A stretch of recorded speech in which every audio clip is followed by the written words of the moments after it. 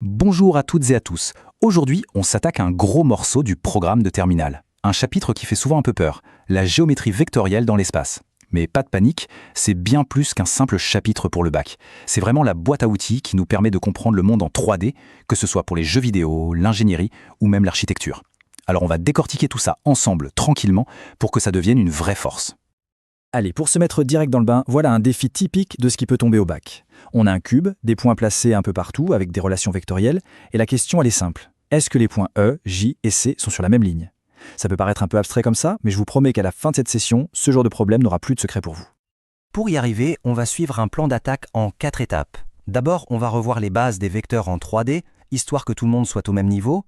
Ensuite, on verra comment on utilise ces vecteurs pour décrire des droites et des plans. Après, le plat de résistance, on va s'attaquer à la méthode pour résoudre notre problème. Et pour finir, je vous ai préparé un petit kit de survie spécial bac. C'est parti! On plonge dans la première partie. Avant de vouloir construire une fusée, il faut savoir comment fonctionnent les boulons et les écrous, pas vrai? Eh bien là, c'est pareil. On va revoir notre outil de base pour se déplacer et raisonner dans l'espace, le vecteur. Alors, un vecteur, qu'est-ce que c'est au juste? L'image la plus simple, c'est de penser à une flèche GPS. Elle vous donne 3 infos. Une direction, par exemple l'axe de la route, un sens, genre vers le nord, et une norme, c'est-à-dire la distance à parcourir, sa longueur. C'est vraiment l'outil parfait pour décrire un déplacement d'un point à un autre dans l'espace. On enchaîne avec un outil absolument fondamental, la relation de Charles. Attention, ce n'est pas juste une formule à apprendre bêtement, c'est de la pure logique. Imaginez, si on se déplace du point A au point B, puis du point B au point C, eh bien au final, c'est comme si on avait fait un trajet direct de A à C. C'est le raccourci ultime pour simplifier les calculs avec des vecteurs, et croyez-moi, on va l'utiliser tout le temps. Et là, on arrive à la notion clé qui va nous permettre de résoudre notre défi, la collinéarité. Qu'est-ce que ça veut dire? Simplement que deux vecteurs ont la même direction. Ils peuvent avoir des sens opposés, des longueurs différentes, mais ils sont parallèles. Mathématiquement, ça se traduit comme ça. L'un est un multiple de l'autre.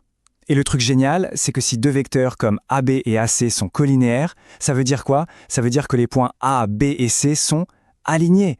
C'est ça l'astuce. Pour finir sur les bases, un petit rappel des règles de calcul. Honnêtement, il n'y a pas de surprise. Ça ressemble beaucoup à ce qu'on fait avec les nombres. On peut changer l'ordre dans une addition de vecteurs, on peut distribuer un nombre sur une somme de vecteurs. Bref, ce sont des règles assez intuitives, mais qu'il faut maîtriser pour ne pas faire d'erreurs bêtes dans les calculs. Excellent. Maintenant qu'on a bien nos outils en main, on va passer à la construction. On va voir comment ces fameux vecteurs nous permettent de définir les objets de base de l'espace, les droites et les plans. C'est là que la géométrie prend vraiment vie. Ce qu'on voit ici, c'est une comparaison super importante. Pour définir une droite, c'est simple. Il nous faut un point de départ et une seule direction, donc un seul vecteur directeur. Tous les points de la droite sont ceux qu'on peut atteindre en glissant le long de ce vecteur. Pour un plan, c'est le même principe, mais il nous faut deux directions différentes, donc deux vecteurs qui ne sont pas collinéaires. Un plan, c'est l'ensemble des points qu'on peut atteindre en combinant ces deux directions. Une direction pour une droite, deux pour un plan. Logique, non? Et si on a trois vecteurs? S'ils sont coplanaires, ça veut dire qu'ils vivent tous dans le même plan. En gros, on peut les poser tous les trois bien à plat sur une table. Mathématiquement, ça signifie que l'un des trois est en trop pour définir le plan, parce qu'on peut le fabriquer en combinant les deux autres. Et c'est exactement ce qu'on utilise pour prouver que 4 points A, B, C et D sont dans le même plan. On montre que les vecteurs AB, AC et AD sont coplanaires. Pour pouvoir faire des calculs concrets, il nous faut un système de coordonnées. Et pour ça, il nous faut une base. Une base, c'est un peu comme l'ADN de notre espace. 3 vecteurs non coplanaires qui vont définir nos directions de référence. Le plus souvent, on utilise la base qu'on voit ici, la base IJK. Elle est super pratique parce que les vecteurs sont perpendiculaires et de longueur 1. C'est ce qui nous donne nos fameux axes X, Y et Z. Grâce à ça, n'importe quel vecteur peut être décomposé de façon unique. Bon, le moment est venu. On a les outils, on comprend la structure de l'espace, il est temps de passer à l'action. On va maintenant appliquer tout ça pour résoudre notre problème de départ. C'est vraiment la partie la plus importante, celle qui fait le pont entre la théorie et la pratique. On en revient donc à notre défi, le cube, les points E, J et C. La question c'est, sont-ils alignés? Mais maintenant, avec tout ce qu'on a vu, on sait que la vraie question qu'on doit se poser est « Est-ce que les vecteurs EJ et EC sont collinéaires ?» Et c'est précisément ce qu'on va démontrer. Alors, voici la méthode, la recette qui marche à tous les coups. Première étape, on choisit deux vecteurs formés par nos 3 points. Le plus simple, c'est EG et EC. Deuxième étape, et c'est la plus importante, on va décomposer ces deux vecteurs dans une base bien choisie. Ici, c'est un cube, donc quoi de mieux que de prendre les arêtes comme base, les vecteurs AB, AD et AE. Troisième étape, on compare les deux expressions qu'on a trouvées et on cherche si l'une est un multiple de l'autre. Et voilà ce que ça donne concrètement. Après quelques lignes de calcul, en utilisant Chasles et les données de l'énoncé, on trouve que le vecteur EC est égal à AB plus AD moins AE.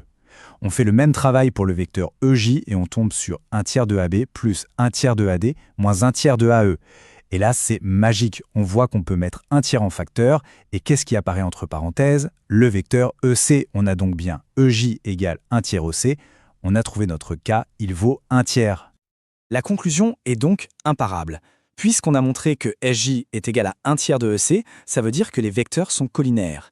Et donc, par définition, les points E, J et C sont alignés. C'est ça le réflexe à avoir pour le bac. Dès qu'on lit le mot alignement dans une question, il faut que le mot collinéarité s'allume en grand dans sa tête. C'est la clé de la réussite pour ce type d'exercice. Le problème est résolu. Bravo! Pour finir, je vous ai préparé un petit kit de survie. C'est un résumé super condensé de tout ce qu'on vient de voir, l'essentiel à garder en tête pour le jour de l'épreuve. D'abord, les 4 formules incontournables. La relation de Chasles pour simplifier les chemins, la condition de collinéarité pour l'alignement, et les définitions vectorielles d'une droite et d'un plan.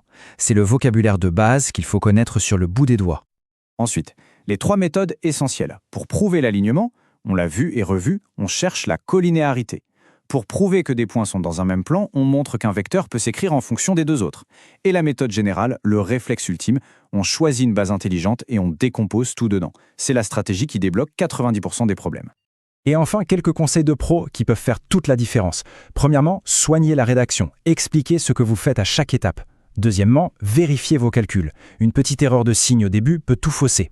Et surtout, troisièmement, faites un schéma au brouillon. Même s'il n'est pas parfait, ça aide énormément à visualiser les choses et à ne pas se perdre. Voilà, on a fait le tour. La géométrie vectorielle, ce n'est pas juste un chapitre pour le bac, c'est un outil incroyablement puissant pour comprendre et décrire le monde en 3D qui nous entoure. En maîtrisant ça, on ne fait pas que se préparer pour un examen, on apprend une nouvelle façon de voir les choses. Alors, si ça t'a aidé à y voir plus clair et que tu veux cartonner au bac, n'hésite pas à liker, à t'abonner et à partager avec tes potes de terminale. Bon courage pour les révisions.